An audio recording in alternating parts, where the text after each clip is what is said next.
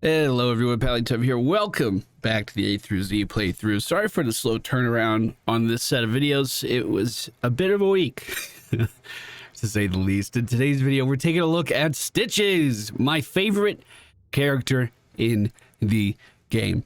Prior to Heroes coming out, I was playing a lot of League of Legends. Blitzcrank was one of my favorite characters. I loved the hook. I loved the displacement. You guys have heard me say that 1,000 times now. So when I jumped into Heroes for the first time, Stitches felt like the obvious pick for me to try.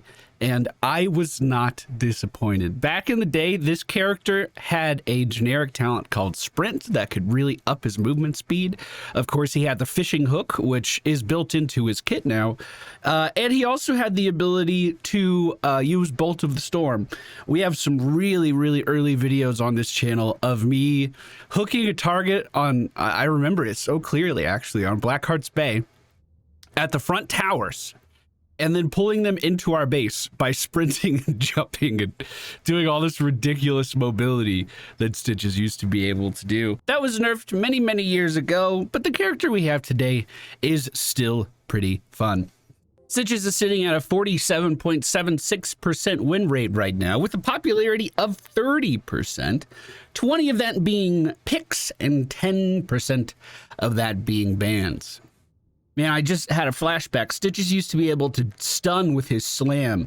I remember when Lily was the most popular healer in the game and you would just wait for the jugs and then press your W to counter it over and over. He used to be pretty busted. I remember back in the day that my enjoyment of Heroes would go up and down based on the spot Stitches was in.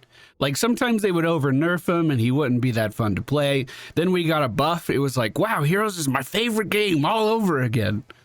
At one point in time, Stitches had the most skins in the game. I don't know if anyone remembers that. They just kept pumping these things out. So there was a variety of ways that you could dress up your monster.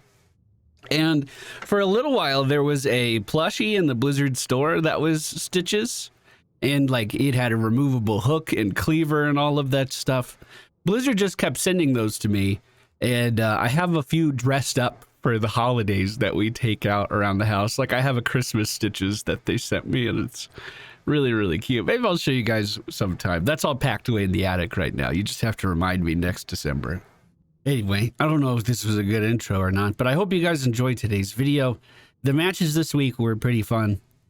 All right, ladies and gentlemen, you find yourselves on the Garden Terror map today. The friendly team, Stitches, Cassia, Varian, Ren, Imperious, and Brightwing. The enemy team, Lucio, May, Vala, Abathur, and Johanna. Ooh, very tanky front line with one hyper carry with a top hat. This will be an interesting one. We're going to go for Hungry for More at level 1. Region globes increase our health as well as our movement speed. Every single region globe we pick up is going to help our health stack up a little bit. But every 20 region globes, much slower progress there, is going to increase our movement speed a little bit. So my number one priority is immediately leave this fight. This fight means nothing to me. You know what does mean something to me? Region globes. We need the region globes. Oh, so very bad if we're going to get this up and running. We did 2 warm-up games leading into this game, and I was on a 2-lane map trying to do this quest, and it sucked. Kill the mage, kill the mage, kill the mage, kill the mage. Come on, you could do it, you could do it. Now we clear the lane. Now we get this globe, fight the next globe. The enemy team still not really responding to any lane except for top. It looks like they're gonna just deathball it in the middle, so maybe I'll just stay down here.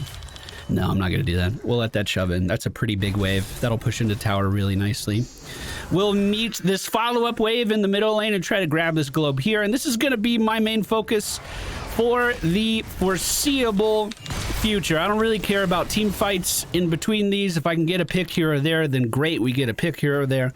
But I have to focus on my foundation, which is making sure that I'm a big beefy Stitches, and then I have big stacks of region globes. With our team moving to that merc camp, we just may meet them there. Let me get these warriors down. Try to walk this lane into the tower. I want this globe off this one. The enemy team having an Abathur kind of makes my job a little bit easier, but these guys rotating down makes it a little harder. I have literally stopped moving directly on top of that regen globe, and now I'm going to get this one.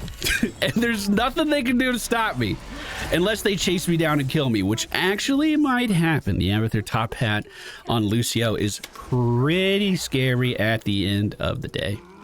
First objective coming up, and we're pretty close to it. We do get the regen globe. Thank you, Fox. So we're going to grab Tenderizer at level 4. Whenever we auto-attack an enemy, they're going to be slowed down a little bit. 9 seconds until the objective starts. We can grab one more globe here, bringing our total up to 10 at only 2 minutes and 30 seconds into this match. And we are immediately in position. I'm going to try to pull this off to the side, get all these little guys fighting me so our Cassia can just walk up and channel this right away. The enemy team not responding at all. They were late on their mercenary camps. They were late being here, and we take advantage of that immediately. We do see May for the enemy team moving in. We might be able to follow up with the hook, but I do miss it just a little bit, and I just realized I never told you Stitch's basic abilities. Our Q is a straight line hook that starts out at a pretty mediocre length, but does get better as the match progresses. Once we hit level 13, it's actually going to give us that fishing hook, an old talent for Stitches. It's baked into the kit now, and all we have to do is hit level 13 to have it. With Vala moving away, we're going to anticipate her continuing to move, and of course she stopped immediately. Walk right into the minion wave, and then use our E ability. This is Devour. On a 20-second cooldown, does bonus damage to minions, so we can walk right up to a mage and literally devour it to take its regen globe. Now with Johanna down here in the bottom lane, we walk in to do the same thing again. My damage is pretty low at this stage of the game, so I'm not really expecting to be able to trade into a Johanna that well. Next objective is up in the top lane. We need to get a move on to get up there before the enemy team does. We are going to pass right through middle lane for another regen globe, though, and I'm going to devour that. Never mind. No, I'm not. We'll let Cassia kill it so we can get into position a little faster. There were a couple members of the enemy team up in the top lane, and they are moving down on us right now. However, May very low, so I'm going to push in here a little bit. We'll let her spells take care of that. At level 7, we are going to grab Putrefaction. I hear some shouting going on. Smash Varian doing work at the top of the screen. Lucio trying to get out of here now. Tenderizer keeping him still. And I'm not going to hook anything. Let's just keep these guys back. Because Cassia is going for the channel, we don't want to pull anyone closer to Cassia. That would just be counterproductive. However, Vala, easy kill there. Take this mercenary camp, get this regen globe, and we are going to be set. Bringing our regen globes up to 18. If you play this build, this is how you have to approach the map. There's no time for you to sit down and soak.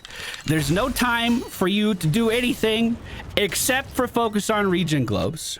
When this quest was introduced, it only took 15 regen globes to get a bonus to movement speed, but the movement speed was capped.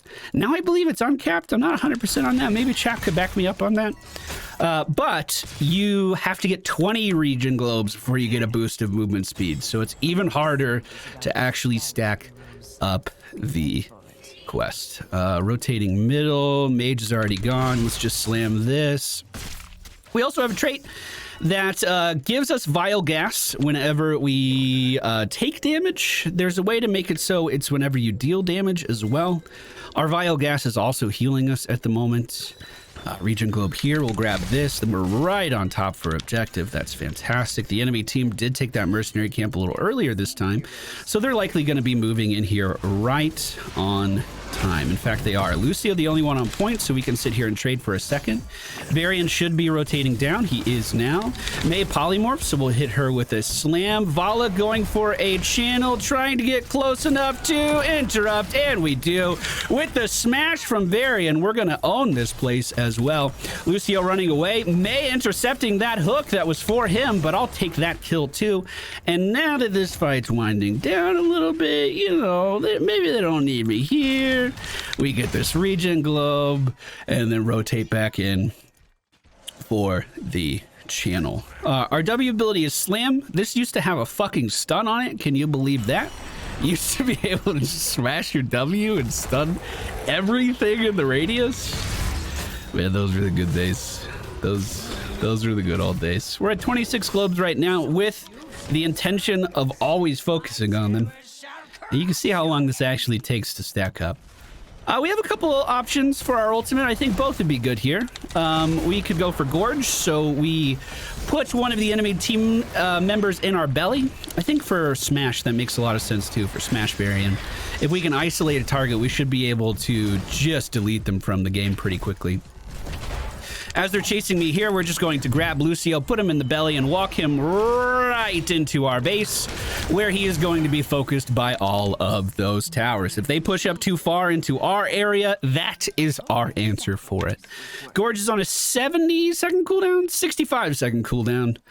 So we're going to be able to do those plays fairly often. And now this is when I start looking for kills a little bit more than I do for just regen globes. Now that we can isolate targets, that becomes a little bit easier to do.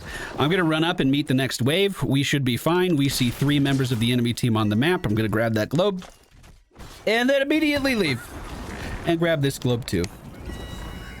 Now looking at the middle wave, we do have a mage there as well.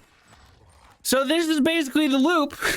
This build, that level 1 talent really dictates your playstyle. And this is what I have to do if I want to continue stacking it. Now, every single regen globe we pick up is increasing our maximum HP. It's kind of funny. I've talked about it a few times throughout the A through Z playthrough. But there was a while where Blizzard didn't really know what to do with warriors because they were very squishy, even though they were supposed to be the tankiest members of your team. So their answer for a lot of classes, like let's say Arthas, was to give him baseline armor, baseline physical armor, so he absorbed auto attacks a little bit easier. Anubarak got baseline spell armor, so he absorbed spells a little bit easier. Well, Stitches, they just gave him more health. So this is actually kind of in line with what our old balancing used to be. We just get a big ass ball of health and run it down at an enemy and hope it goes well.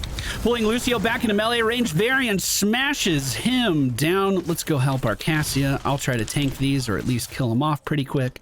While she's channeling, I'll stay nearby, but this should be a pretty easy pickup for... Oh, regen globe! Oh, fuck my life. Everything sucks. Will she react to me being here? No! And now she's in the belly. Let's bring her right here. Right here. This is where it's going to be. Because we hit level 13, our hook is now this long. It used to stop right about here. So we actually have quite a lot of length added on, making those long-range hooks much easier to pull off. Making those isolation hooks much easier to pull off. I'm just going to run right up to Lucio. His hyper carry's dead, so we're not worried about him at all. Not respecting his personal space even a little bit. And then because bottom lane was pushed out so far, I'm just going to rotate up to middle lane for my next regen globe, which is right here. Slow on Mei. Did get in front of her. Probably could have hooked her back in, but guess why I didn't? Because I needed to get that regen globe as fast as possible. This is kind of a scary rotation. We are going to have a gorge for the next... team fight for the next objective if we need it. We see a lot of members of the enemy team up in the top lane, so let's just shove this entire wave in if we can. Get this right up into tower range. Objectives up in 5. I should be there right at the start, but oh, those regen globes are going to be gone by the time I get there. Okay, pull all of these off. If I use my trait, I believe it puts my bile on everything around me. It also stops me from being slowed. So because I'm the only one here, we can just increase our AoE damage a little bit. Team did a great job of clearing the top lane. We're 3 levels ahead of these guys. So they went in with a pretty big advantage there. And we're going to channel this. We should probably take their mercenary camps since there's a few of them dead, kind of pressure them back into their base a little bit. But if they're pressured into their base, that means we're going to have harder access or more difficult access to regen globes. Johanna is moving up. She's the only one here right now. A few auto attacks into her isn't going to do much. Mei rotating in as well. I'm just going to get my regen globe. And then we can push back into this fight. With Lucio moving up, we're just going to put him in the belly right away. Move him back here as well. He will be able to slide off of the walls, but Brightwing Polymorph can put a quick end to that. I don't think that's going to connect. No, it's not. Pretty close, though. Pretty close. Now, let's move back into the minion wave. We're going to get flare up. We're just going to deal passive damage to everyone nearby us. I believe if we land a hook, it kind of increases that damage a little bit. That passive AoE damage just lets us clear minion waves faster so we can get more region globes faster. At the 12-minute mark, we have hit 41 region globes this game. That means we have a really nice movement speed increase. We're at 116% movement speed. I believe Rhaegar in wolf form moves at 120% movement speed. So we're almost as fast as that little puppy, whose win rate is still way too high. I'm just going to put that out there for a second. I'm not going to talk about it every fucking video anymore. This win rate's still a little too high. Maybe we set a few more nerfs to Rhaegar's direction. I'm pulling all of the minions off of the objective so our team can channel. This is what your tank should always be doing. No reason to clear out all those minions if you don't have to. And the friendly team secures another kill. That one on Abathur. I don't even know where he was. I'm going to rotate down to the mid lane looking for the globe. We just miss it. But we do have easy damage on a tier 2 structure. Meanwhile, the enemy team trying to defend top lane when I'm getting free damage here. They should be able to rotate around and kill me, but it actually looks like they're tunneling in that top lane for a little bit longer. So I'm gonna get this globe. Get that globe, rotate over here, get this globe, rotate up to their main building. The next minion wave's gonna be soon. I could just camp right over here, waiting for my next globe. We have a 4-level lead at the moment. That's pretty big. That's pretty good. We see Imperius chasing Lucio into the corner. Oh, he moved away. We do have Gorge, but I'm not going to use it on a Johanna. She can get out of it too easy. I am going to suck up those 2 region globes right at the front there and grab the one from the top lane as well. With that mercenary, or excuse me, with the objective moving in, there's not much these guys can do. We grab the hyper carry again, escort her away from her bodyguards, and slam her into the ground. And that's going to be GG. 51 globes in a 14-minute match. That is a really good pace, actually. That's a really good pace. We did pretty good. Obviously, our team was very self-sufficient. That helped a lot. So I was just kind of able to walk around and play my own game, get hooks when we needed it. Luckily, we didn't need them that much. Didn't even make the board. Feels bad, man. Didn't even absorb enough damage in team fights. The talents we used in today's video were Hungry for more at level 1, Tenderizer at level 4. Once you get a decent amount of movement speed, Tenderizer becomes hilarious because enemies won't be able to move very quickly if you're auto-attacking them and you're moving faster than them. So you can move to like the other side of them and start body blocking them. There's literally nothing they can do about it. We went for Putrefaction into Gorge. Meat hook into flare up, and at level 20 I probably just would have gone for the Gorge upgrade. The enemy team not securing a single kill. Ooh. Damn. Damn.